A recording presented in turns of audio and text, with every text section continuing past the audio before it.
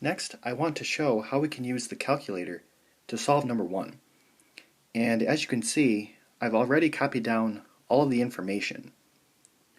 So we want to use the two-sample t-test. So press Stat, go over to Tests, and then down to two-sample t-test. Then we want to select Stats for the input, and then type in all of our information. This is a two-tailed test, and it's not pooled. So then press Calculate.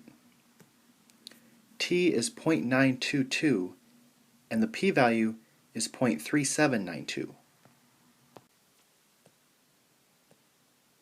So our picture would look like this, and 0.3792 is greater than 0.10.